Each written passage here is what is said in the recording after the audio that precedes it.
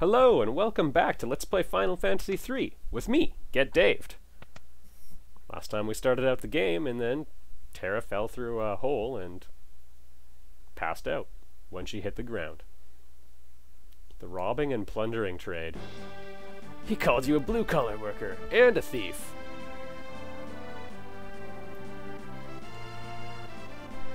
Yep, always remember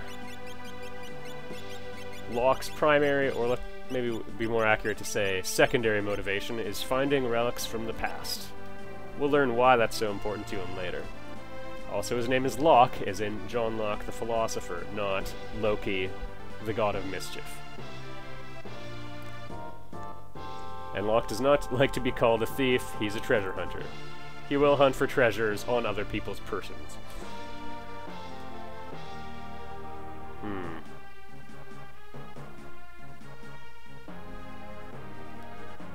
Yep, the same. To give you an example, by the way, of the fact that this is the best translation of the game, in Skyrender's translation, the line is, "That Magitech riding Imperial bitch." That doesn't make sense, and that's not better. Okay, the returners are a resistance movement. Alright. We'd better help her. Kind of came around quickly. Go to Figaro, talk to the king. Locke is incidentally probably my favorite character in the game. Nice, badass, conflicted character who helps others.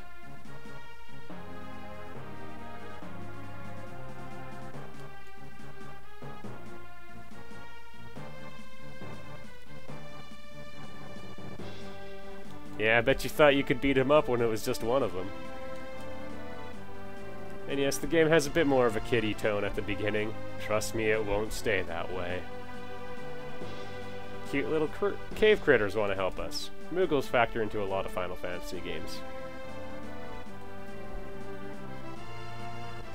And every once in a while in the game you'll have these multi-party battles. I'll explain. You get control of several groups. Locks in with these guys. We can check them out real quick. One's got a Morning Star. We can move him into the back row because he'll do the same damage no matter what. We have another group led by a Moogle named Mog. Mog is special in that you can take away his equipment. He also can dance. Does it sound useful? Well, it is. So you press Y to switch from group to group. Locke doesn't start with a shield, so I'm going to give him Mog's shield.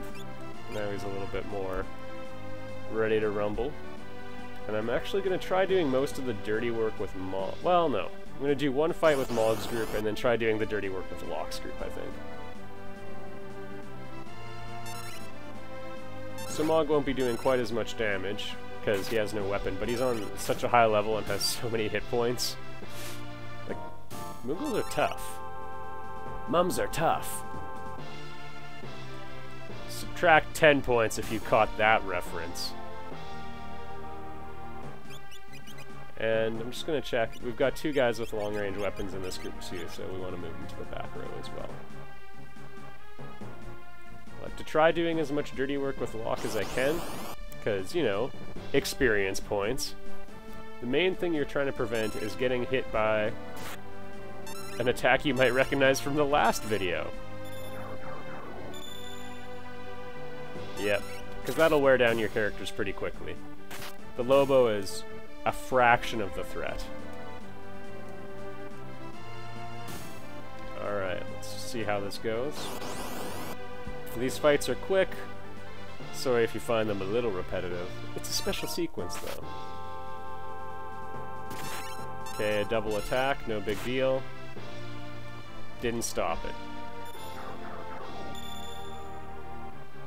Can't stop the bleeding? The only drawback of Locke early on is he does have literally the worst weapon in the game. So, somewhat limits the damage he can do compared to these Moogles who have, like, really great equipment from later on.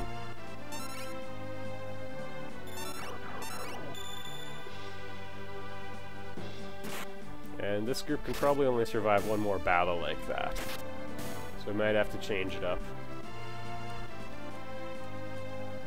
A lot of the time when you have these multi-party battles, you have to protect one person.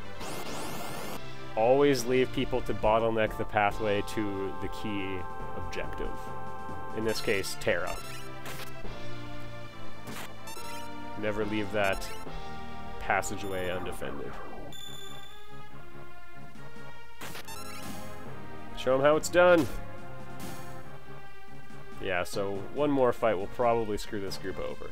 If they get wiped out, they will get sort of warped back to Terra, everybody with 1 hit point, but that shouldn't be necessary. Alright, 1 group remains. Looks like Mog's fighting it no matter what. And then I'm gonna go after the leader of the enemies with Mog's group, I think. That attack kind of softened them up, more than a little bit annoying, but Mog's pretty tough, so and I'm gonna get him dancing. And you might think, what's so great about dancing? Well, let me tell you. Every character has a unique ability. Dance is Mog's special ability. It lets them perform elemental attacks, or I guess environmental attacks might be a better way of describing it, based on where he is. So he's fought in a cave setting, i.e. here, so he can do cave attacks. You can also, if you learn the dance for like fighting in an open plain, you can do that in a cave setting, but the chance of success is only about 50%. It's only exactly 50% actually, whereas if you do the areas dance, it's 100%. So a cave-in happened.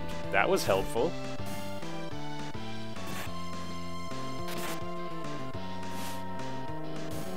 Boom. And that's why we like Mog.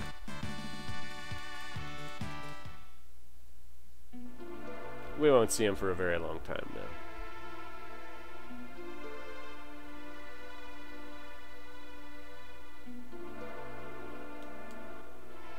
I hope the Mughals don't get hunted down and exterminated for killing all those people.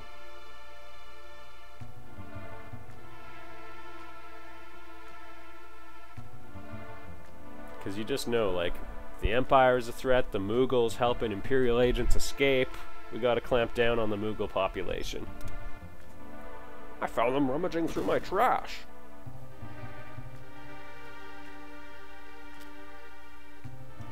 Another secret passage.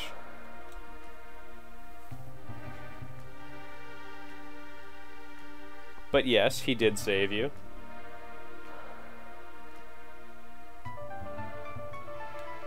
Now pay attention to Locke's sudden change of character. At first he was sort of helping her out based on duty. Sorta had an interesting reaction when he heard she had no memory.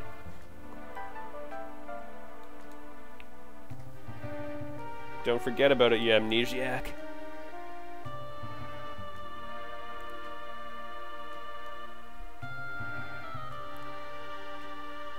Not to spoil too much, but Locke's character... Locke is primarily motivated by guilt. But we won't talk about anything further than that. Little classroom back here for us too. Most importantly, get all of our HP back. But there are treasure chests and basic things like that that you can use. Tinctures give you 50 MP back, that's pretty useful. That's fun, right guys?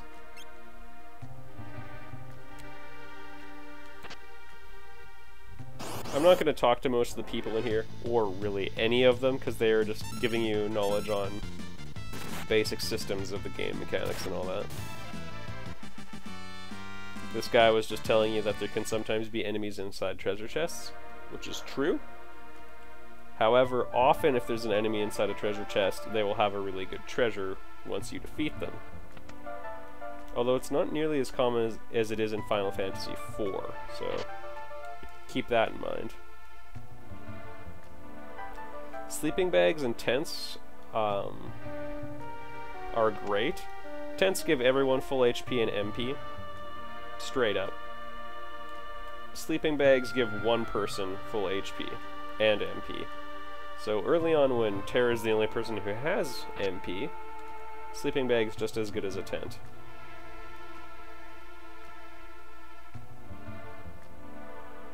Alright, let's get out of here.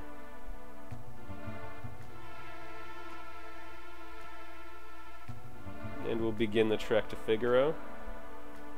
There are some new enemies out here. None of them are that bad. Also, if you want to avoid battles on the overworld, try to avoid walking through forests, and you are slightly more likely to get into a fight there. Alright, these guys are actually terribly dangerous, and it's because of this attack. Please don't use it on Locke. Alright. Terra's been stopped. She won't be able to do anything for about 3 turns. So hopefully we can kill some of these guys before Locke gets stopped too. I was hoping to show you this encounter.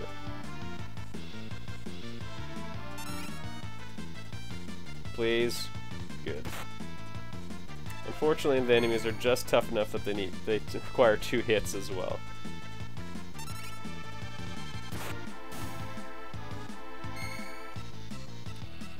This is also a situation where having Terra use fire magic is not a terrible idea. But we got out of that one pretty clean. If they both get stopped, oh man. It's basically 3 turns of taking a beating. There's some other enemies out in the grassy area too, but I'm not going to bother with them. And we have already reached Figaro Castle.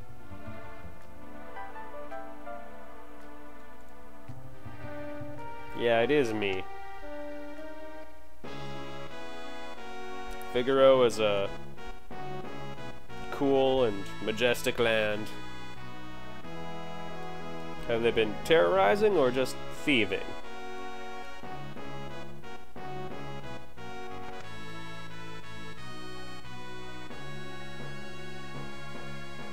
And you seem to not be guarding a door, but you're hiding from me. You can't hide from me.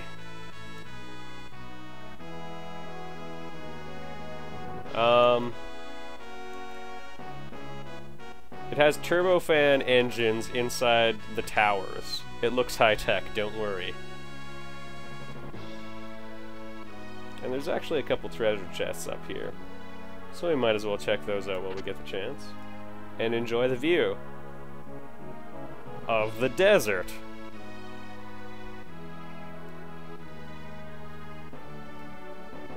Guess we can enjoy the music. There's shops to the right and left, so we'll poke in there real quick. I'm not going to buy anything right now, because you can get it for cheaper later, or when you have more money. Either way, there's not a huge pressure for us to have it right now. And over here, just generic items. Soft removes petrification. We picked up an antidote that cancels poison. Echo screen fixes the mute status ailment. And then we've got everything else. Except a tent. I try not to buy those because they're outrageously expensive. And you usually will find 1 or 2 of them. Alright. On with the story, everybody. Go see the king. Alright then.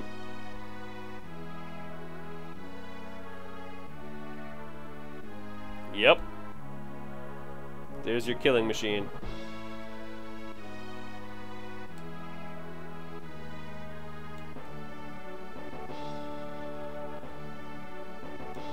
Ah yes, Edgar is quite the ladies' man.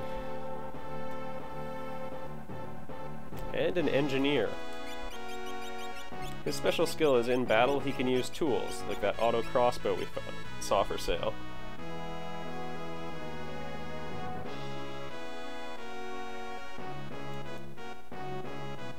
Well, yes. Locke's special skill is stealing, so yeah. Cut from a different cloth than Edgar. Imperial ally.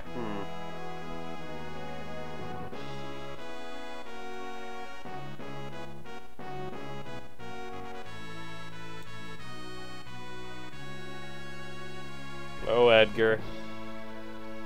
Oh, Edgar.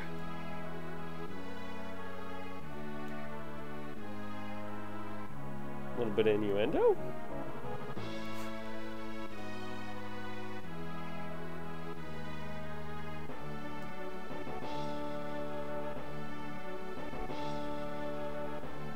Yes. The only thing she knows is that she's not normal.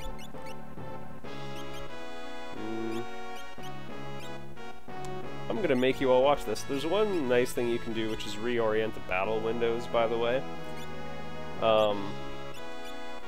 Before, if you notice in battle, they were being displayed as a list inside, or sorted vertically.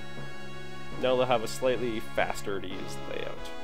So that's how I was adjusting there, and speeding up the gauge speed. Oh, good.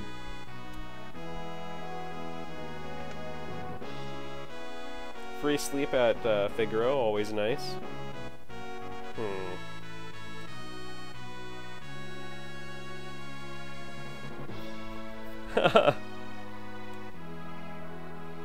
No comment. But seriously, he's not a bad guy.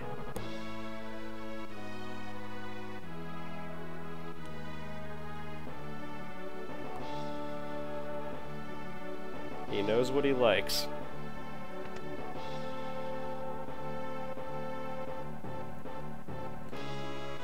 Oh my.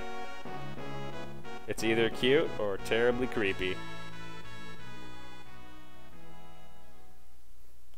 Why can't Edgar be more like him?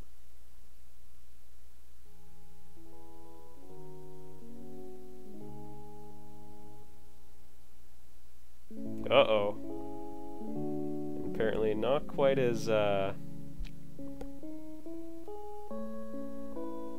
maybe not quite as sharp as Edgar.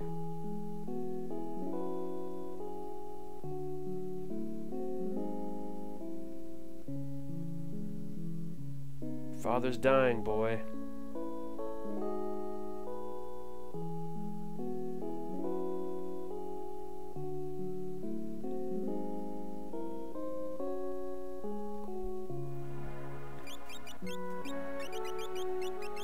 Sabin, well, Edgar and Sabin are both pretty popular characters as well, but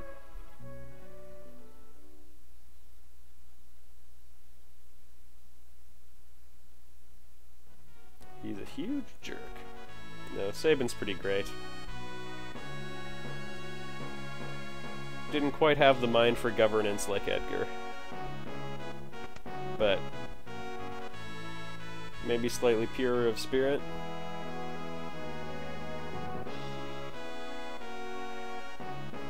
Alright, now that we've poked around a little bit, we can go visit Edgar and advance the story again.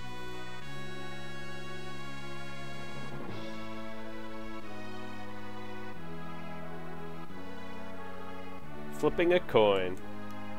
This is as good a solution as any for twin brothers.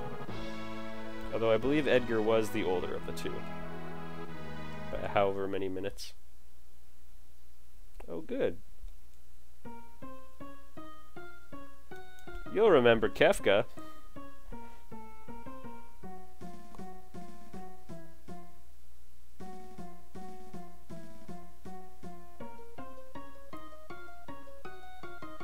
Yeah.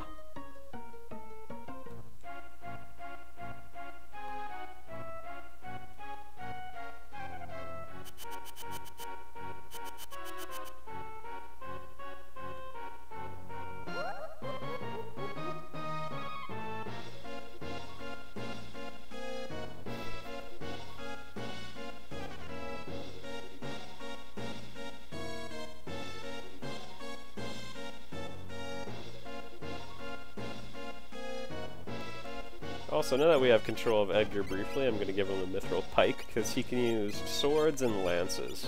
Or pikes, and let's just call them pole arms. That is the least diplomatic answer you could give. So, are you going to burn me to ground? It's a secret!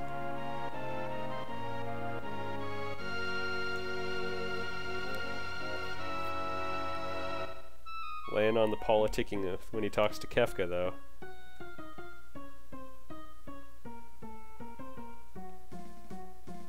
I get to find out what this man is like.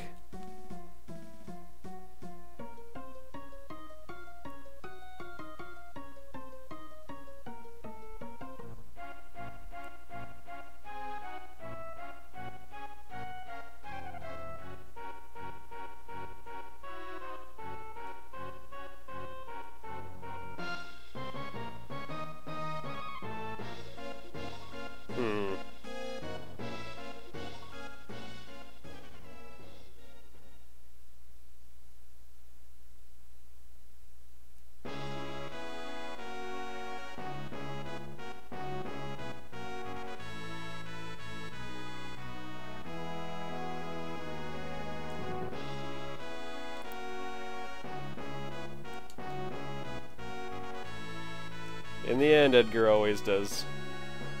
Always takes care of his duty. Wow, I didn't realize I could walk back there.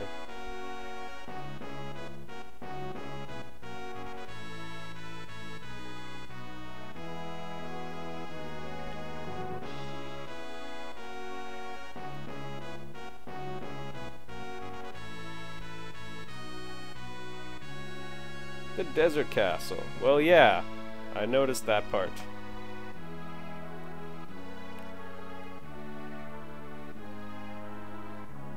You'll protect me?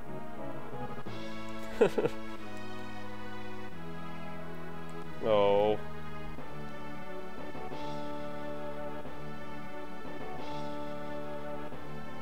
That would explain why he stuck up for Terra there.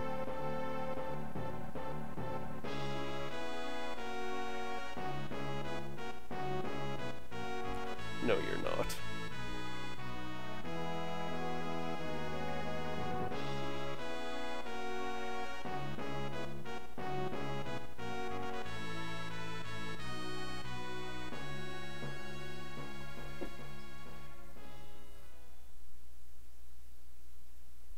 The true dilemma for Terra: no memory of the conflict, no memory of her upbringing, of anything. Gets thrown in the middle of a war. And I think on that note, we're going to end the video here. I will see you all next time.